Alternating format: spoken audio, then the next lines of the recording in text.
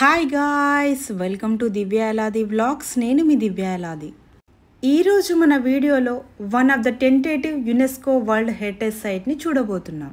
అదేదో కాదండోయ్, మన తెలంగాణలో ఉన్న 1000 పిల్లర్స్ టెంపుల్, అంటే 1000 స్తంభాల గుడి.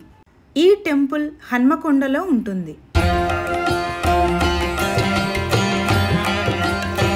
ఇప్పుడు మనం టెంపుల్ లోపలికి వెళ్దాం పదండి.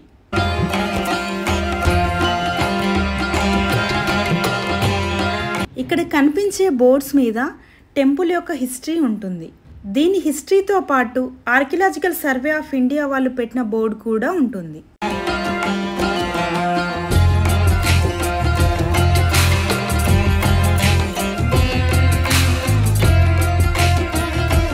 ఇన్సైడ్ టెంపుల్ వెళ్ళే ముందు మనం మన ఫుట్వేర్ని బయటనే విడిచేసి లోపలికి వెళ్ళాలి. ఇప్పుడు టెంపుల్ లోపల ఎలా ఉందో చూద్దాం పదండి. ఫస్ట్ మనకు కనిపించేది రుద్రేశ్వర స్వామి టెంపుల్ బ్యాక్ సైడ్.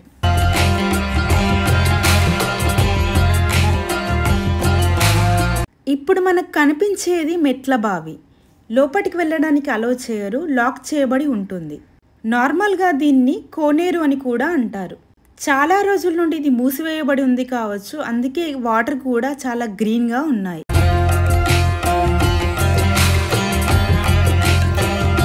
నంది విగ్రహానికి వెనుక ఉన్న భాగాన్ని కళ్యాణ మండపం అని అంటారు. ఇప్పుడు మనం చూసేది కళ్యాణ మండపం. నందికి ముందు ఉన్న భాగాన్ని రుద్రేశ్వర స్వామి టెంపుల్ అని అంటారు.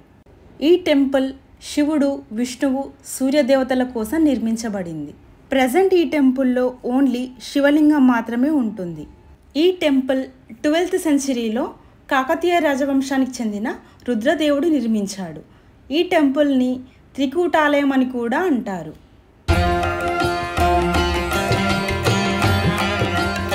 ఇప్పుడు మనకు కనిపించేది రుద్రేశ్వర స్వామి టెంపుల్.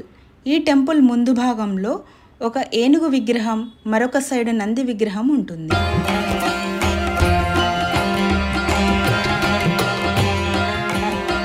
ఇప్పుడు టెంపుల్ చుట్టూ ఎలా ఉంటుందో చూద్దాం పదండి.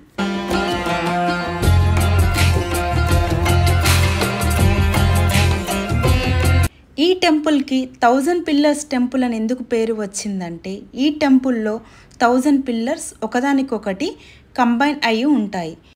మనకి ఈ వీడియోలో కూడా స్పష్టంగా కనిపిస్తుంది చూడండి.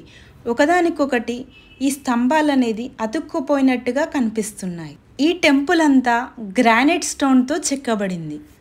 దీనిని వాస్తుశాస్త్రం మరియు శిల్పశాస్త్రం ప్రకారం నిర్మించారు. ఈ స్తంభాలలో ఏదైనా ఒక స్తంభం మీద కొట్టి మనం సౌండ్ చేస్తే వేరొక స్తంభం మీద వినిపిస్తుంది. మనకి టెంపుల్ ఇన్సైడ్లో ఫోటోగ్రఫీ, వీడియోగ్రఫీ ఏమీ అలో లేదు.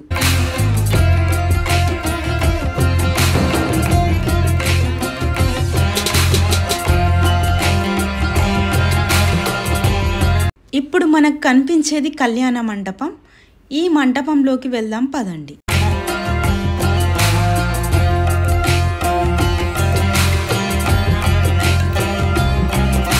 ఈ కళ్యాణ మండపంలో మొత్తం 300 పిల్లర్స్ ఉంటాయి.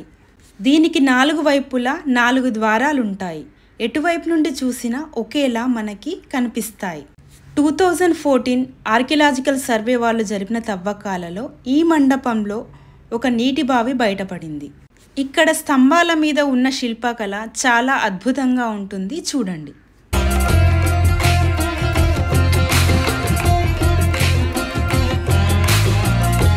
మన హిస్టరీ ప్రకారం కాకతీయుల తర్వాత ఢిల్లీ సుల్తానులు మరియు ఇతర శత్రువుల దాడుల వల్ల ఈ టెంపుల్ చాలా వరకు నాశనమైంది.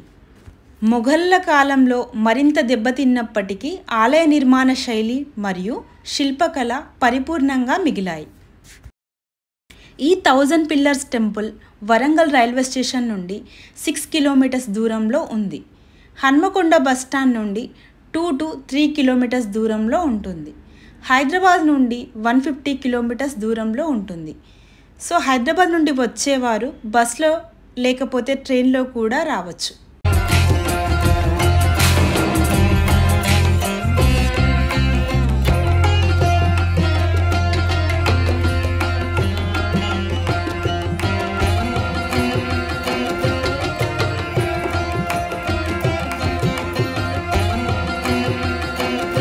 ఈ హిస్టారికల్ టెంపుల్ని ఇంకా మీరు విజిట్ చేయలేదా? అయితే తప్పకుండా వెళ్ళి చూడండి.